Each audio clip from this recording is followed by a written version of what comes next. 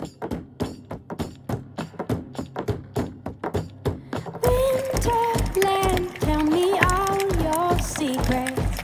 Fill me in on your wildest moments. Color trees, your yellow leaves move me. Dancing moves, your painted red shakes the room.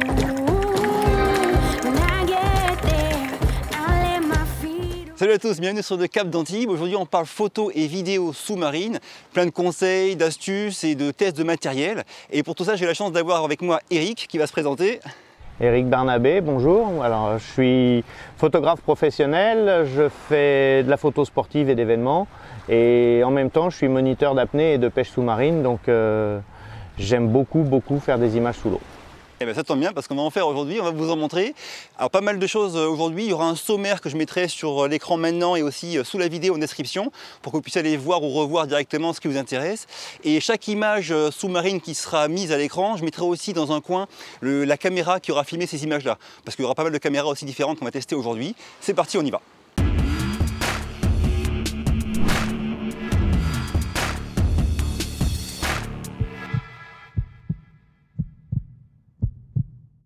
Alors pour commencer, on va parler de plein de conseils et d'astuces qui seront valables quelle que soit votre caméra, enfin on va un petit peu tout balayer. Et on va commencer par le premier point qui est l'angle. Alors quand on est sous l'eau, ce qu'il faut savoir c'est qu'on dit souvent que le fait d'être dans l'eau, la diffraction fait qu'on perd en angle de champ. Si vous avez par exemple un angle de 100 degrés hors de l'eau, et bien sous l'eau ça passera à 80 degrés. Alors grosso modo, hein. Mais on va commencer par parler de ça, un petit peu des angles qu'utilise Eric quand il a son réflexe sous l'eau et des angles qu'on a aussi sur les caméras quand on peut prendre par exemple la GoPro, si on est en super view ou non. C'est parti. Alors toi Eric, comment tu bosses du coup avec tout ça? Donc, quel que soit le type de photo que je veux faire, quand je veux faire de l'ambiance, quand je veux faire des personnes, quand je veux faire vraiment quelque chose qui est du vivant, j'essaye toujours d'avoir un angle le plus grand possible. Le plus grand possible, tout simplement parce que ce que je recherche, c'est la proximité du sujet. Moins il y a de couches d'eau entre l'objectif et le sujet, meilleur est le rendu, puisqu'on traverse moins d'eau, on a plus de rendu de couleur, on a voilà, un meilleur rendu. Le truc c'est que il faut jouer de l'angle pour pouvoir obtenir un cadrage ou en plongée ou en contre-plongée ou même à l'horizontale, ça change complètement le rendu. Ouais. C'est vrai que moi c'est pareil, souvent on dit que l'angle super view, le mode super view de la GoPro, c'est vrai qu'il est vachement large et même quand on est en ski ou quoi, il faut être assez près du sujet. Dans l'eau c'est pareil en fait, moi j'utilise quasiment tout le temps le super view ou le large quand j'ai pas la possibilité. Et par contre, je cherche vraiment à être près du sujet, comme dit Eric, pour avoir moins d'eau entre lui et moi, donc moins de pollution de l'image, on va dire. Et aussi, la proximité fait que ça évite d'être trop loin et que le sujet soit minuscule sur la photo. D'autant qu'on en reparlera après, mais sur une GoPro par exemple, le capteur est plus petit, l'image est de moins de définition. Donc s'il faut recadrer après pour récupérer une bonne composition, on perd beaucoup en qualité. Alors justement, par rapport au mode Super View et à la proximité du sujet, je pense que tu voulais rajouter un truc, Eric. C'est que des fois, on n'a pas forcément l'intention d'avoir un sujet très proche et ça peut être vraiment sympa de chercher à poser le sujet dans un décor qui le rende magique. C'est-à-dire qu'un sujet pris au milieu d'un environnement très large, comme en photo, on redonne une dimension, donc on peut avoir un tout petit sujet qui se retrouve dans un décor immense et ça, c'est vraiment l'avantage des grands angles. Oui. C'est capital. Du coup, toi concrètement, sur là tu as déjà l'EOS R5 que tu amènes en mer ou ça va être un EOS R. EOS R, d'accord. EOS R5, oui. Je vais le garder à terre. D'accord. Et du coup, avec l'EOS R, tu as quelle focale dessus là quand tu shootes en mer? J'ai un fisheye Canon à 8-15. D'accord. Donc sur un plein format, je suis obligé de l'utiliser à 15 mm. D'accord. Et je suis vraiment à proximité, c'est-à-dire que je fais des cadrages. Quand je fais un cadrage portrait, je peux vraiment me mettre au contact du sujet ou alors au contraire prendre un tout petit peu de recul et avoir l'impression d'une immensité. Parce que à peine tu recules, tu as l'impression qu'il est perdu dans Dès que je recule, c'est très loin. Oui, d'accord. Et dès que je m'approche, c'est très près. D'accord, ouais. Ok. Alors justement, ce qui m'intéresse aussi, moi, sous la mer, c'est les points de vue un peu originaux, quoi. On peut vraiment jouer. Moi, j'aime bien des fois, notamment quand je suis seul, aller poser la caméra au fond qui vise la surface. Je trouve ça assez sympa. À l'inverse, quand on a un sujet, on peut se mettre au-dessus de lui, en dessous, jouer avec tout ça. Et c'est vraiment un plaisir, je trouve, par rapport à la terre. On est bloqué sur une seule dimension. Là, on peut vraiment évoluer partout en mer, quoi. C'est super sympa de survoler quelqu'un et c'est aussi sympa d'avoir quelqu'un qui survole. Donc on a énormément de possibilités. Ouais. Alors un petit mot sur la lumière. Moi j'aime bien essayer de faire en sorte qu'on voit des fois les rayons de lumière qui rentrent sous l'eau. J'aime bien aussi varier un peu tout ça, des fois shooter avec la lumière dans le dos, des fois en contre-jour. Alors plusieurs petits points, déjà quand vous avez un dôme par exemple, ou un gros caisson étanche, si on shoot face au soleil, vous allez risquer d'avoir le reflet de l'objectif, de la caméra en fait, sur la photo. Donc moi quand j'ai un dôme, souvent je shoot dos au soleil. Je ne sais pas si tu es d'accord avec ça Eric. Systématiquement, ouais. Ouais, ça fait une réflexion et c'est imparable. Ouais. Donc avec un dôme, il faut vraiment penser à se mettre soleil dans le dos. Ouais. Et du coup, cette lumière, on peut vraiment jouer avec, mais c'est aussi des fois pénalisant. Donc il faut constamment, quand on a un sujet et qu'on shoot, ou même quand on n'en a pas, avoir un peu une idée d'où vient la lumière, pour pouvoir non seulement jouer avec et puis éviter les petits pièges de réflexion de l'objectif sur le dôme qu'on a ou quoi. Alors quand on parle de lumière, forcément, vous allez penser sûrement à tout ce qui est filtre rouge. Alors filtre rouge, moi je m'en sers vraiment de manière très rare, parce qu'on peut vraiment arriver à récupérer des couleurs normales, une balance des blancs et tout, une teinte qui va bien, tant qu'on est à moins de 10 mètres, on peut jouer quoi. Au-delà de 8-10 mètres, ça devient sympa d'avoir un filtre rouge. Mais si on shoot en RAW, on peut vraiment jouer sur les couleurs en traitement. Oui, sans problème. Et puis c'est dans la zone des 10 mètres qu'on a la meilleure lumière. Donc je pense que c'est capital. Si on fait des photos avec des sujets, c'est dans la zone des 10 mètres. Après, souvent en apnée, ça devient plus compliqué pour certaines personnes. Et puis surtout, c'est de la plongée bouteille et là dans ce cas-là on fait de la photo sous-marine et on prend des éclairages. On n'est plus sur le même principe de prise de vue. Et puis je pense que les filtres ils vont être utiles à ceux qui ne shootent pas en RAW et qui ne savent pas trop retoucher les photos. Là, si tu as un filtre snorkel de chez Polar Pro qui est valable entre 0 et 5 mètres, tu peux shooter en JPEG, elle sera correcte déjà la photo. Par contre, si tu shootes en RAW, voilà, sachez que c'est pas forcément la peine d'acheter la panoplie de filtres qui coûte cher si vous restez à moins de 10 mètres de profondeur, quoi. Au niveau traitement de l'image, toi, tu as des petites astuces comme ça sur les couleurs que tu retouches Je corrige. D'abord, j'essaye de redonner les couleurs du sujet en jouant sur le jaune, le magenta et puis la température de couleur. Et après, du coup, je mets la couleur de l'eau telle que j'ai envie d'avoir la couleur de l'eau. Oui. Le tout, c'est de retrouver le sujet avec une couleur chère. Oui. Et c'est le principal. Après, on fait ce qu'on veut du reste. Ouais. C'est vrai que l'idée, en fait, si vous avez un sujet à photographier, ça va être à la prise de vue d'arriver à le détacher du fond. Donc faites gaffe aux couleurs de ses vêtements, de sa peau. S'il y a des fonds avec des algues ou quoi, ça va peut-être moins bien rendre que s'il est sur un fond de sable. Donc pensez à la prise de vue, arriver à détacher le sujet du fond. Et aussi après, à la retouche, à récupérer les couleurs de la chair qui disparaissent un peu mélangées dans du bleu, du vert de partout, s'il n'y a pas de filtre ou si on n'a pas fait la retouche qui va bien, quoi. Alors un petit topo rapide sur les caméras d'action en photo et vidéo sous-marine. Alors première chose, comme vous le savez sûrement, les caméras d'action maintenant sont souvent étanches sans caisson, sans boîtier. Donc la GoPro c'est donné pour 10 mètres, la One Air pour 5 mètres. Moi concrètement, je vais très souvent entre 5-8 mètres avec la GoPro. J'ai jamais tenté le coup d'aller à 10 mètres. Si on utilise la caméra sans le boîtier, ça paraît con, mais beaucoup on est soucié avec ça. Pensez bien à verrouiller l'écran avant d'aller sous l'eau parce que vous allez avoir des menus qui vont changer, des modes qui vont changer. Donc verrouillez bien l'écran de la GoPro avant d'aller sous l'eau.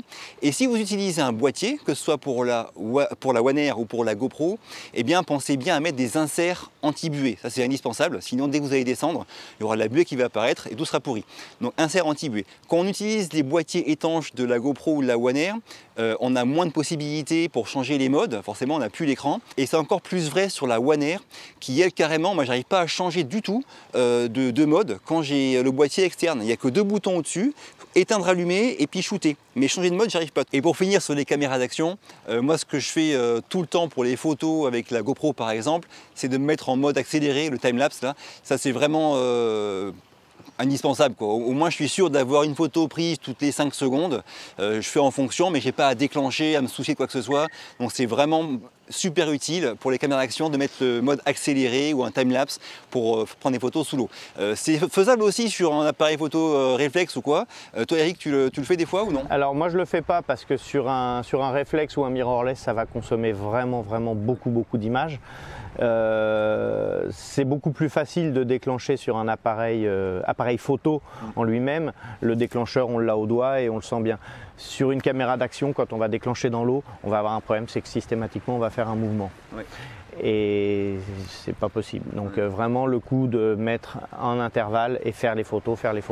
Au bout d'un moment, on va voir où se déclencher un point rouge ou quelque chose, donc on sait à peu près quand est-ce que va se faire la photo, et là on en rate beaucoup moins. Oui. D'accord. Et un dernier truc sur les caméras d'action, mais pensez que leur capteur il est petit, hein. C'est pas comme quand Eric va avec son plein format sous l'eau. Là on a un capteur de 1 sur 2,3 pouces sur la GoPro par exemple. Donc déjà tout ce qui est, si on veut faire des contre-jours, on va beaucoup perdre en plage dynamique. Si on n'a pas beaucoup de lumière, est-ce qu'une petite lumière d'appoint ça peut servir? GoPro font une lumière d'appoint étanche que j'ai, je vous mettrai des images à l'écran pendant la vidéo, mais c'est vraiment une lumière d'appoint, hein. C'est pas un gros strobe pour éclairer à 5 mètres. Hein. Bon voilà, pensez aussi à ça, petite caméra, la lumière c'est compliqué des fois à gérer. Alors maintenant on parle un petit peu de vidéo rapidement. Première chose, quand je vois beaucoup de gens qui me posent des questions et que je vois leurs vidéos, un peu comme sur la terre, il y a des plans sous l'eau que je vois qui bougent dans tous les sens, ils suivent le poisson à droite, à gauche, machin, et bon ça donne un peu la gerbe, on va pas se mentir. Donc pensez bien que c'est un peu comme sur la terre. En vidéo sous l'eau, s'il y a des plans qui sont bien lisses, bien fluides, sans droite-gauche tout le temps, c'est déjà un bon point. Second point, moi je mets souvent 50 images par seconde, ce qui me permet de ralentir après de 2 fois au montage et donc de stabiliser un peu la vidéo d'une part, et d'autre part s'il y a un poisson qui passait vite, il passera un peu moins vite, il sera plus longtemps à l'écran on va dire quand j'aurai filmé en 50 images par seconde. Donc on perd un petit peu en qualité par rapport au 25 parce que le débit est le même par exemple sur la GoPro, mais ça reste quand même correct et c'est une bonne astuce pour stabiliser un peu l'image et pouvoir avoir des plans qui durent plus longtemps. Un truc qui est super sympa aussi pour filmer sous l'eau, c'est une perche. La perche, ouais, c'est indispensable. À mon point de vue, c'est indispensable, mieux qu'une poignée flottante, parce que la perche, elle va apporter une stabilisation. La caméra stabilisée, on va quand même la faire bouger, donc ça va être un peu plus fluide par la stabilisation de la caméra, les récentes. Mais la perche, la main va se déplacer quand la caméra ne va pas se déplacer. Donc en fait, on va avoir beaucoup plus de stabilité. On va déjà pouvoir s'approcher quand on veut faire en vidéo, qu'on veut faire par exemple s'approcher d'un poisson ou de quelque chose. Forcément, on va gagner 1 mètre et ce mètre qu'on a gagné, souvent c'est celui qui manquait quand on ne l'avait pas. Et puis surtout, on va pouvoir se filmer avec, même en mode très large, on va pouvoir avoir une jolie image. Oui. Et puis on peut la faire derrière, on peut tenir la perche en arrière et se filmer comme si on était suivi. Ça laisse beaucoup plus de possibilités la perche que la poignée. C'est vrai que moi je suis souvent seul quand je me filme en mer. Et moi j'ai ma perche E-Shox qui fait un peu moins de 1 mètre je crois. Et en mode super view ça me suffit pour être cadré correctement. Et comme dit Eric, chaque mouvement de la main, il y a une telle inertie entre la main et puis 1 mètre au bout, qu'en fait c'est compensé et c'est beaucoup plus stable avec une perche d'1 mètre, quoi.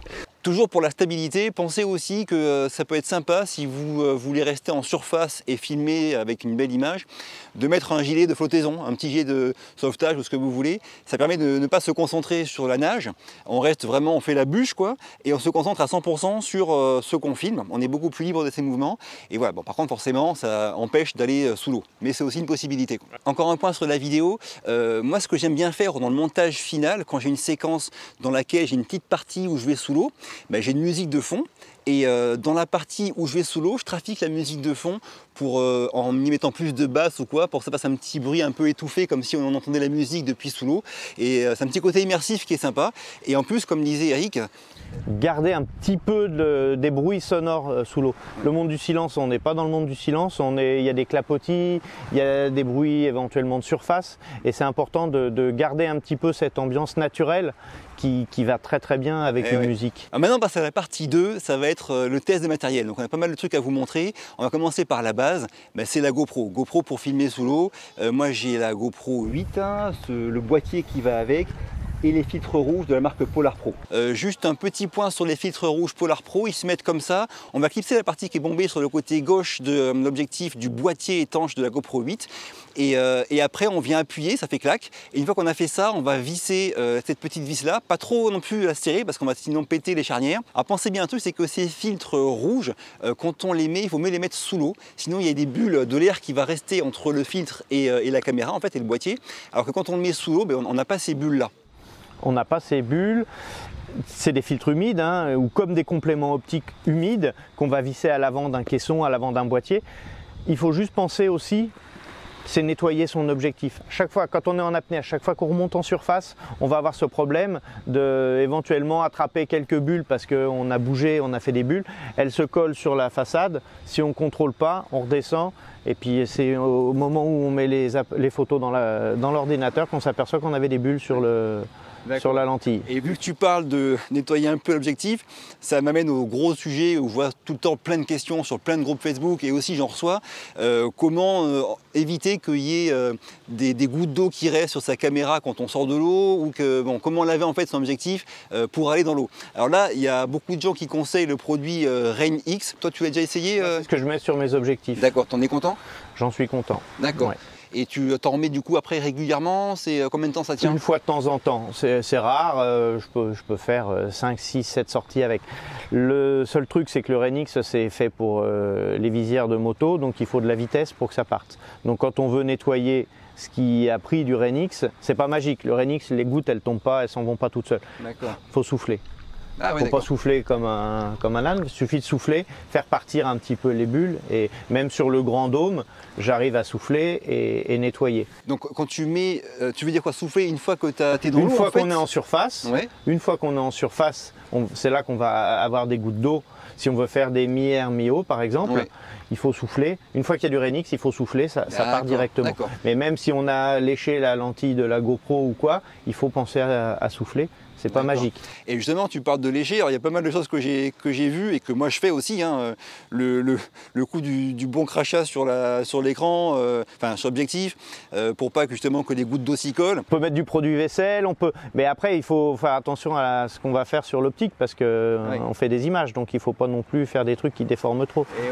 Mais lécher une lentille de GoPro, ça suffit parce que c'est un carré qui fait 4 cm par 4 au maximum. C'est pas un problème. Alors que lécher un dôme, il faut aimer ça quoi. Lécher un dôme, il faut aimer ça et puis surtout ça n'a pas d'intérêt, on va faire des traces.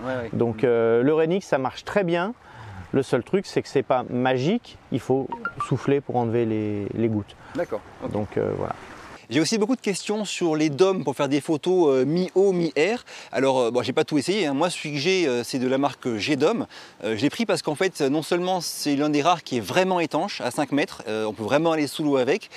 Et d'autre part, il est fourni avec deux supports, on va dire, en mousse, dans lesquels on peut découper une forme au cutter. Donc, je peux m'en servir pour ma GoPro, mais aussi pour une autre caméra. Donc, soit dans le futur, une nouvelle GoPro, soit pour maintenant, pour un téléphone ou comme ça. Mais la One Air ne rentre pas dedans, avec aucun de ces modes, c'est pas fait pour ça en fait. Voilà, donc ce G-Dom, cela dit, il est bien, il est vraiment étanche, et la petite contrainte, ça va être comme tout à l'heure on en parlait, de bien prendre des photos plutôt dos au soleil, pour ne pas avoir la caméra qui se reflète dans la photo finale. Comme le dôme est un peu sphérique, tout va se concentrer sur le centre et on verra bien en fait votre objectif si vous shootez face au soleil. L'autre point, c'est que je me sers souvent de ce dôme pour faire des photos en mode vertical, en mode portrait. Je trouve que dès qu'il y a un peu de clapot, en fait, on va être un peu embêté pour prendre une belle photo mi-air, mi-haut. Et quand on est en mode vertical, on a plus de marge en fait pour prendre ces photos, je trouve. Et on a plus la profondeur qui va apparaître et mieux ressortir. Toi, tu t'en sers de dôme comme ça, Eric, je suppose? Alors moi, je m'en sers de dôme sur le caisson, sur la GoPro, j'ai utilisé les dômes. Je m'en sers sur mon boîtier avec mon appareil Sony et j'ai un complément optique en fait très grand angle qui me revient à faire un 11 mm en sous-marin. Je peux l'utiliser, c'est très peu évident en fait d'utiliser un dôme dès qu'il y a un petit peu de clapot. Plus le dôme est grand, plus on a des chances de réussite. Après, sur une GoPro, il faut vraiment penser à avoir un fond, enfin une surface très très plane. Oui. Si ça clapote un petit peu, on va se retrouver avec des vagues. Et le problème d'une vague, c'est qu'on risque d'avoir un dépôt d'eau, donc avoir une perturbation optique sur le haut de l'image ou sur le bas de l'image. Oui. Mais c'est surtout sur le haut, avec une GoPro, qu'on aura un problème.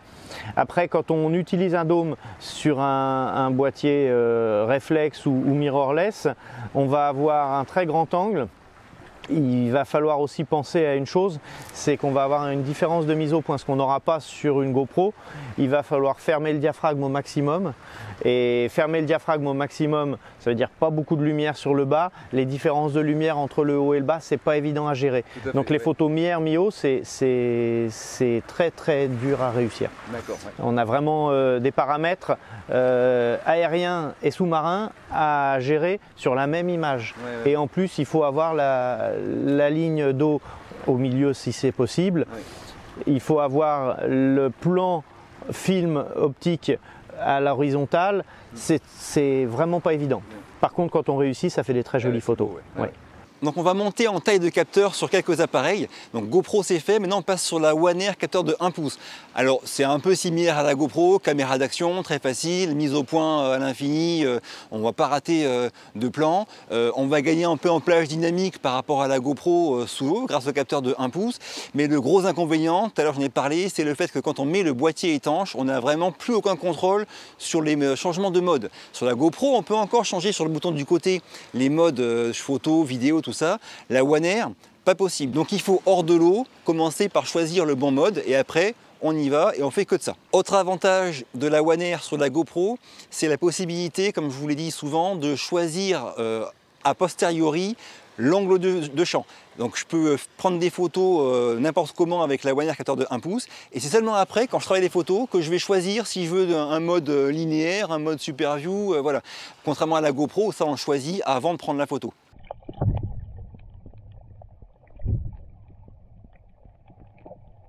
Donc là du coup c'était pour les caméras d'action de base. En revanche maintenant on passe sur des caméras un peu plus pro, appareil une photo on va dire compacte et puis réflexe, et c'est Eric qui va vous en parler. Donc moi sur la photo, si on veut faire simple, j'utilise après un compact expert, un Sony RX10 Mark V, qui est un compact avec un capteur 1 pouce, qui va ouvrir à 1.8, qui va être à 24 mm, très pratique pour faire des photos sous l'eau. Il est efficace, il a une plage dynamique qui est relativement étendue. Et surtout, j'ai la possibilité, comme j'ai un caisson Sony avec, et avec un filetage en diamètre 67, de mettre un complément optique. Donc de mettre un complément optique, on va passer d'un 24 mm à un 11 mm de focale rendu. Donc on obtient de nouveau un très grand angle, et encore une fois, le très grand angle, on a vraiment la possibilité de se rapprocher énormément. Donc ça change aussi beaucoup le cadrage. On est sur quel prix là sur le caisson du AX100 là? Alors c'est pas très cher, un caisson Sony, ça coûte aux alentours de 300 €, un peu moins de 300 €, donc ça reste raisonnable. Et un compact RX100, c'est des compacts qui sont neufs aux alentours de 1000 €. Maintenant on en est au Mark 7, mais c'est des compacts qu'on trouve en occasion à encore pas trop cher. D'accord. Et du coup après, pour ton appareil plus gros? Donc après pour l'appareil plus gros, j'avais le choix entre prendre un caisson. Donc un caisson pour un boîtier réflexe ou mirrorless, c'est très cher. Et c'est surtout uniquement dédié à un boîtier. Et le problème chez moi, c'est que j'ai plusieurs appareils, j'ai plusieurs optiques. Donc pour un caisson, il va falloir avoir le boîtier, il va falloir avoir les bagues qui correspondent à l'éloignement de l'optique par rapport au dôme qu'on a choisi. C'est un investissement que j'ai pas eu l'intention de faire pour le moment, tout simplement parce que j'en ai pas le besoin. Aujourd'hui, les photos que je fais, c'est des photos entre 0 et 10 mètres. Oui, largement. Ouais. Donc là où il y a la lumière. Donc moi j'ai opté pour une autre solution, c'est les poches Outex. Et l'avantage de la poche Outex, c'est que c'est super bien conçu, c'est en silicone avec une optique à l'arrière, une optique à l'avant qui fait l'étanchéité. Dans les deux cas, ça fait l'étanchéité. On peut y mettre un dôme, on peut y mettre une optique plate, on peut voyager avec parce que c'est très compact et c'est super efficace. Ça va jusqu'à 10 mètres. À 10 mètres, ça pose aucun problème. Moi, je l'ai descendu même un petit peu plus. Ça pose pas de problème. On garde toutes les fonctions de l'appareil. On peut contrôler, on peut même passer le doigt sous la poche, sous l'optique à travers le silicone et aller appuyer sur l'écran tactile. Donc c'est très très pratique et c'est bien plus pratique que ce que j'ai pu connaître il y a une trentaine d'années où on avait des sacs étanches en PVC transparent avec une main, on rentrait un gant avec une barre en fer pour fermer. J'ai connu ça, aujourd'hui les poches Outex c'est magique, c'est magique. Alors du coup la poche Outex, deux petites questions. Déjà en gros combien de temps tu mets pour mettre ton appareil dedans, la mettre en service on va dire? Allez, si on est sérieux, entre 3 et 5 minutes. D'accord. C'est-à-dire qu'il faut démonter l'objectif, démonter le boîtier, rentrer le boîtier par l'arrière, l'objectif par l'avant. Ça s'assemble très vite et il y a un système de bague avec une entretoise qui fait le serrage. Et faut juste vérifier. Ouais. Il suffit de tendre, comme c'est du silicone, il suffit de tendre autour des points de contact et on voit tout de suite que c'est fait. Et deuxième question, niveau prix en fait, entre la Outex et puis un vrai caisson comme d'autres en ont pour des réflexes. Ah bah c'est 3 fois moins cher. C'est ça hein. C'est 3 fois moins cher. La Outex, je pense que ta version, si je ne me trompe pas, c'est autour de 400 €. La version Pro, c'est aux alentours de 450 $. Ouais. Et la version Pro avec un dôme en plus, il faut compter aux alentours de 1000 $ et avec plusieurs dômes. Ils font même chez Outex, ils font des poignées pistol cross qui permettent de tenir comme pour faire des photos de surf. En fait, on tient directement l'appareil en dessous et on déclenche par-dessous. Donc je pense que ça va être mon prochain investissement parce que ça permet, une fois que les réglages sont faits, on a juste à tenir le déclencheur par la poignée et ça devient super pratique. Ouais. Et c'est vrai que Outex, moi je l'ai découvert récemment. Alors cette vidéo, ils ne savent pas que je l'ai fait, moi j'ai même pas de matériel à eux, tout ça. Mais c'est vrai qu'il y a une belle communauté, il y a plein de photographes pro, il y a de belles photos sur Instagram et tout ça. Et puis c'est vraiment une alternative super à tout ce qui est plus gros et qui coûte des fois bien plus de 1000 €, enfin un boîtier pour... un réflexe, il faut compter aux alentours de 3000 € avec l'optique. 3000 € le boîtier, comparé à 450 pour la Outex. Et qui va être dédié uniquement à un boîtier, une optique. C'est ça, alors à chaque optique qu'on va changer, moi j'ai 3 voire 4 optiques différentes que je peux embarquer dans mon caisson Outex. C'est-à-dire que la Outex, je peux l'utiliser en rivière pour aller faire des photos de pêche avec un 70-200 de 8, ça va passer. Et tu peux aussi voir tes photos, tu as l'écran accessible. J'ai l'écran accessible, j'ai toutes les fonctions. Le dernier shooting, j'avais la carte 64 Go qui était pleine. J'ai effacé une vingtaine de photos en consultant et tout ça en flottant en mer. Et c'est pour ça c'est très très confortable. Alors on a fini pour aujourd'hui. Déjà un grand merci à Eric, c'était vraiment super de faire cette vidéo avec toi. Si ça vous a plu, un petit pouce bleu, pensez à vous abonner si vous n'êtes pas encore. Moi je vous quitte, à très vite pour la prochaine et d'ici là, bougez-vous purée. Bougez-vous. Attends. Voilà. Là normalement il ne reste que les vrais de vrais. Voilà, alors déjà, comme je viens de le dire, j'étais ravi de faire ça avec Eric aujourd'hui. Ceux qui me suivent le savent, depuis 2 ans et demi, j'ai fait des vidéos à chaque fois tout seul. C'est un régal, mais c'est seul à la préparation, seul au tournage, seul au montage, c'est beaucoup de temps tout seul. Et c'est vraiment super de faire ça avec toi, d'avoir préparé ça ensemble. Plaisir partagé. C'était vraiment une bonne expérience. Le second point dont je vais parler, c'était de remercier aussi ceux que vous ne voyez pas, qui sont derrière les caméras. C'est ma petite team à moi, de s'être levé tôt ce matin pour la vidéo, d'être là pour me supporter dans tous les sens du terme. Donc merci à vous. Et enfin, un grand merci à vous tous. Donc j'ai passé les 20 000 abonnés tout récemment. Il n'y a pas eu de vidéo dédiée, mais j'ai un grand merci à vous tous de me suivre régulièrement. Et une pensée particulière à ceux du tout début, quoi. Les quelques qui étaient là dès le début. Je pense à Régis, les Stéphane, les Bernard, il y a une cinquantaine de noms qui me viennent, qui me suivent depuis 2 ans et demi. Et une vidéo dédiée pour les 20 000 abonnés, je pense que je vais peut-être en faire une quand même, ne serait-ce que pour ceux-là, les plus fidèles on va dire. Donc en tout cas, merci à tous, que vous soyez récents sur ma chaîne ou non, de me suivre. C'est un vrai régal au quotidien et à très bientôt pour la prochaine. Donc je pourrais essayer ça. Par contre, moi j'ai le mode... Ah, pas de souci, c'est pas grave. Vous pouvez couper? Ouais. Ça sera dans le bêtisier, c'est sûr. L'avantage de la perche, c'est qu'en fait la caméra, elle va se retrouver... Il va y avoir plus de bêtisier que... C'est clair. Couper. Ok.